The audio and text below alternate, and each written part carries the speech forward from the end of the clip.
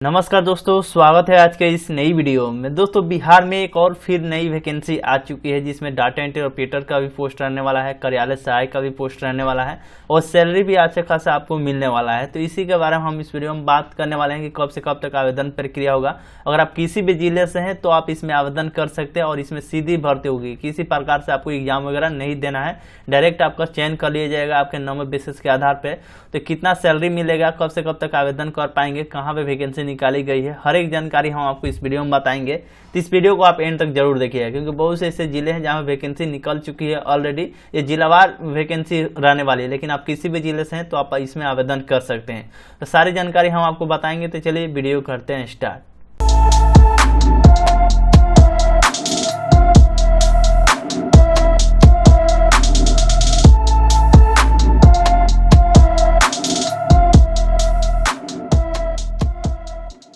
Finally दोस्तों, कौन कौन से जिले में वैकेंसी निकाली गई है, तमाम जानकारी हम आपको इस वीडियो में बताएंगे। किस तरीके से आपको अपने जिले का नोटिफिकेशन चेक करना है, इसके बारे में भी हम आपको जानकारी देंगे। तो सबसे पहले दोस्तों हम आपको नोटिफिकेशन दिखला दें। पहला जो नोटिफिकेशन जारी किया गया बक्सर जिला से नोटिफिकेशन आया है और दूसरा जो नोटिफिकेशन है अभी फिलहाल में मुंगेर जिला से आया। बहुत से ऐसे जिले हैं जहाँ पे वैकेंसी चल रही है, आप वहाँ से आवेदन कर लीजिएगा, चेक कर लीजिएगा कि कहाँ पे वैकेंसी निकाली गई है। लेकिन फिलहाल हम इस वीडियो में बताएंगे दो जिलों को लेकर, जो कि एक बक्सर जिला से नोटिफिकेशन है और एक मुंगेर जिला से नोटिफिकेशन है। हालांकि दोस्तों आवेदन का जो डेट रहने वाला है अलग अलग रहने वाला है, अलग अलग जिला का, क्योंकि अलग अलग डेट में नोटिफिकेशन रिलीज किया गया है। तो जाहिर से बात है अलग अलग आवेदन का लास्ट डेट रहने वाला है। लेकिन चयन प्रक्रिया जो होगा, योग्यता जो होगा सेम रहने वाला है। ऐसा नहीं कि किसी में अलग होगा, तो ऐसा बिल्कुल भी नहीं है। सबका चयन प्रक्रिया सेम रहने वाला है, सैलरी भी सेम रहने वाला है और इसका जो भी पोस्ट है वो भी सेम रहने वाला है। तो सबसे पहले दोस्तों बात कर लेते हैं बक्सर जिला का, जो कि नियोजन सूचना संख्या 01/2024 दिनांक 28/9/2024 के डेट में, यानी कि आज ही के डेट में जब हम वीडियो बना रहे हैं 28 सितंबर 2024 के डेट में ये नोटिफिकेशन रिलीज किया गया है। लेकिन मुंगेर जिला की बात करते हैं, जो नोटिफिकेशन रिलीज किया गया 26/9/2024 के डेट में रिलीज किया गया था। तो दोस्तों आवेदन के जो भी डेट है, आखिरी डेट बहुत ही नजदीक है। इस वीडियो को देखने के बाद आवेदन आप जल्द से जल्द कर लीजिएगा। अगर आप इसमें एलिजिबल है, अगर आप चाहते हैं जॉब करना, तो कहीं ना कहीं आपको आवेदन जरूर करना चाहिए। सबसे पहले बात कर लेते हैं दोस्तों इस वैकेंसी को लेकर।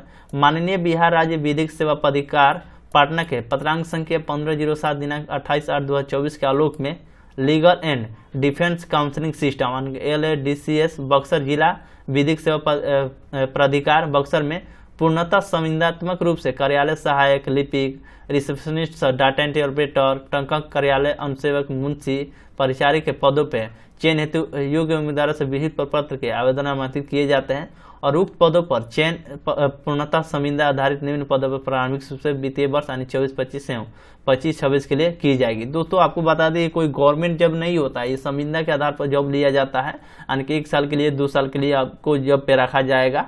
ये आप जानकारी लिखिएगा। लेकिन सैलरी भी आपको अच्छा खासा मिलेगा। आप सरकारी नौकरी तो नहीं कहलाएंगे, सरकारी नौकरी नहीं कहलाएगी, संविदा आधारित जॉब रहने वाली, जिसमें साफ साफ बोल दिया गया, जो कि प्रथम 1 वर्ष के लिए ये कार्य करेंगे एवं कार्य दक्षता के आधार पर सक्षम पदाधिकारी के पर्यवेक्षण एवं संतोषजनक सेवा के आधार पर अगले 1 वर्ष के लिए इनके कार्य का विस्तार भी किया जा सकता है। यानी कि 1 साल के लिए तो रखा जाएगा, लेकिन अच्छा परफॉर्मेंस आपका रहेगा तो 1 साल के लिए और बढ़ा दिया जाएगा, जो कि अगर काम होगा तो। सेम जानकारी वही दिया गया है, लेकिन आवेदन का बस जो बात है अलग अलग जिले में डेट बस अलग रहने वाला है, लेकिन बाकी का जो काम आपका होगा सेम रहने वाला है। पोस्ट की बात करें तो वो भी सेम रहने वाला है, जो कि यहाँ मुंगेर में भी वही जानकारी दिया गया है। तो सबसे पहले बात कर लेते हैं दोस्तों इसमें कौन कौन से पोस्ट है, कितना सैलरी मिलेगा।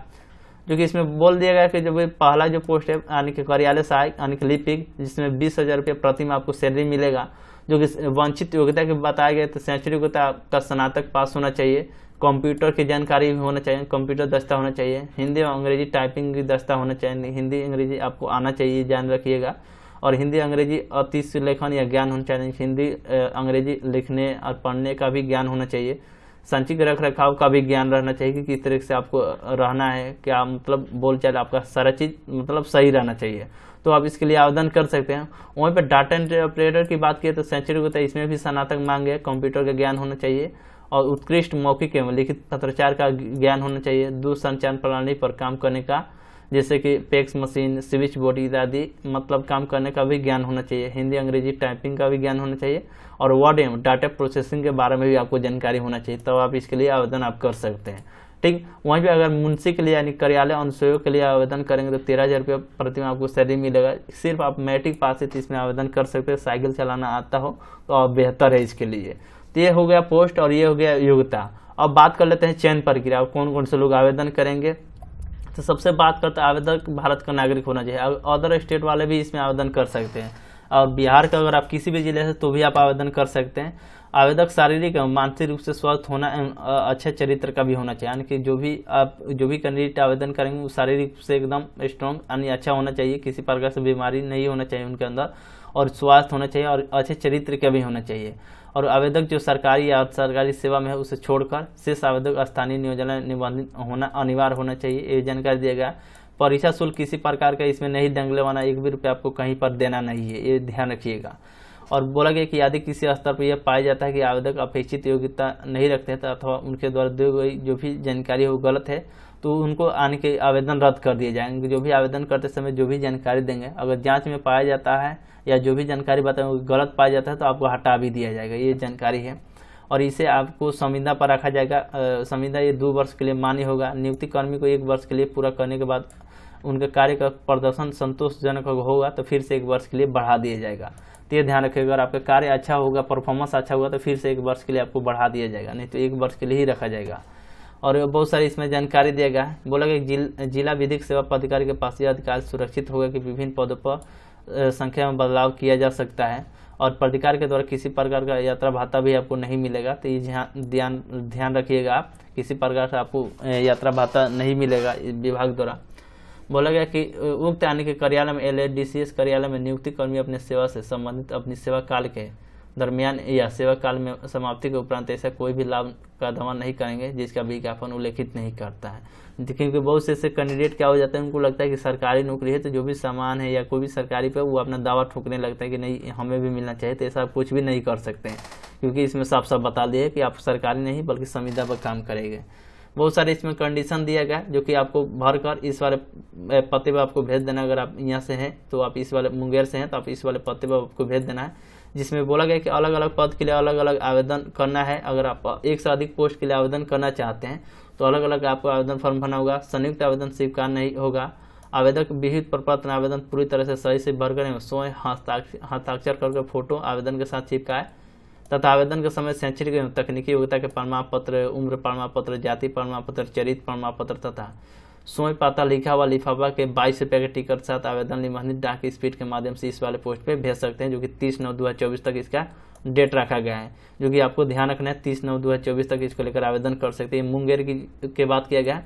वहीं पर ये दूसरे जिले का हम बात करते हैं, इसका जो डेट रखा गया है जो कि हम आपको बता दें कब तक इसको आप आवेदन कर सकते हैं। नीचे को स्क्रॉल डाउन करेंगे तो ये 9/10/2024 तक आप इसके लिए आवेदन कर सकते हैं। कौन से जिला के लिए? तो बक्सर जिला से अगर आप आते हैं तो इसमें आवेदन करेंगे तो इसका 9/10/2024 तक आप इसके लिए आवेदन कर सकते हैं।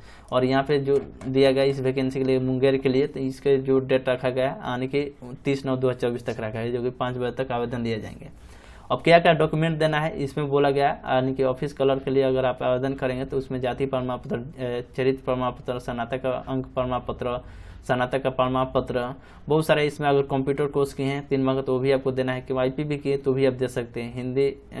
हिंदी और अंग्रेजी का टाइपिंग का कोर्स किया हो तो भी प्रमाण पत्र आपको दे सकते हैं। अलग अलग पोस्ट के लिए अलग अलग यहाँ से डॉक्यूमेंट बताया गया, जो कि आप यहाँ से मुंशी के लिए करेंगे तो केवल 10वीं का मार्कशीट और 10वीं का प्रमाण पत्र, जाति प्रमाण पत्र और चरित्र प्रमाण पत्र आपको देना होगा। बस यही से छोटा सा कंडीशन था जो कि आपको यहाँ से बताया गया। नंबर के बेसिस पे आपको चयन किया जाएगा, जो कि अगर आप डाटा इंटरप्रेटर के लिए आवेदन करेंगे तो स्नातक 70% भारतीय अनुपात वेट रेशियो बताया गया। 80% उससे अधिक प्राप्त अंक होने पर 70% अंक आपको मिलेगा। 70 से लेकर 80 अंक प्राप्त होने पर आपको 60 अंक मिलेगा, जो कि ये कंडीशन बता दिया गया है, जो कि आप यहाँ देख सकते हैं कि किस तरीके से चयन किया। और वहीं पर मुंशी के लिए बताया गया कि क्या क्या इसको करने वाला है। उम्र सीमा के बारे में बता दिया गया है। मुंशी के लिए अगर आप अनरक्षित पुरुष है, महिला है तो 18 से 37 वर्ष रखा गया है। SC ST के लिए मैक्सिमम 42 वर्ष रखा गया है।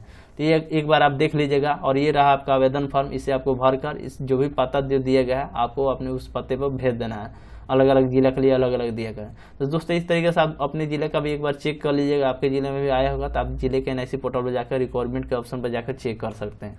बस यही छोटा सा अपडेट वीडियो था। वीडियो आपको अच्छा लगा तो लाइक करिएगा, अपने दोस्तों में शेयर करिएगा ताकि सबको इसके बारे में जानकारी मिल सके।